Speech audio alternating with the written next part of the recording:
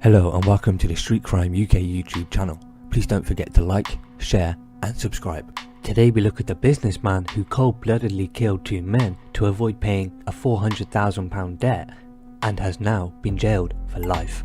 Jonathan Houseman has been sentenced to serve a minimum of 40 years in prison for the murders of Will Henry and Brian McIntosh. The 31-year-old and 29-year-old respectively were found shot dead in a Range Rover after police were called to a car park at the Albion Works in Brindley Hill.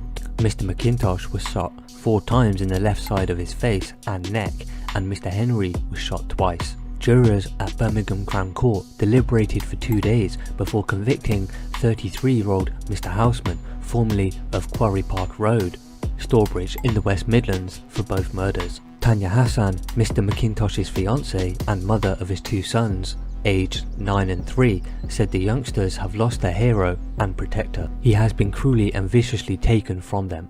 The pair were supposed to be married, but she said, "Now I will never get to experience one of the best days of my life." Mr. McIntosh was described by Miss Hassan as a hard worker at the heart of the community who mentored at his local boxing gym alongside Mr. Henry. She said he had helped pay for funerals of 2 locals whose families could not afford the bills as well. Mr. Henry, who was also a stepfather, was killed when she was 4 months pregnant with their first child, a girl.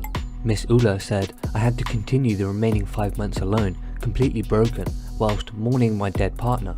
I gave birth, attended scans and will raise our daughter alone. He has been robbed of an amazing father," she said, adding she will never know him. Passing sentence at Birmingham Crown Court, Mr. Justice Martin Spencer told Mr. Houseman, who had no previous convictions, "It was only you in the back of the car who shot these 2 men without warning, cold-bloodedly. It was effectively an execution. Wherever it was Brian and Will were headed, they never got there.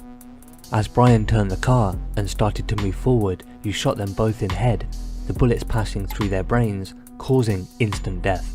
Justice Spender told the court that Mr. Houseman initially got out of the car, but then briefly returned to turn off the engine, lights and windscreen wipers before making his escape. The murder weapon has never been recovered and is thought to be in criminal circulation. The court heard that Mr. Houseman had previous dealings with the victims, who worked together in waste clearance and had hired them to clear a site in Hell Zone. However, the jury heard that he didn't pay them for the work they did. The judge declined to hand Mr. Houseman a rare whole-life harem after he lured the men to their deaths, saying, "I considered you carried out these offences as an act of desperation," adding, "You saw no other way out of the financial predicament you had got yourself into."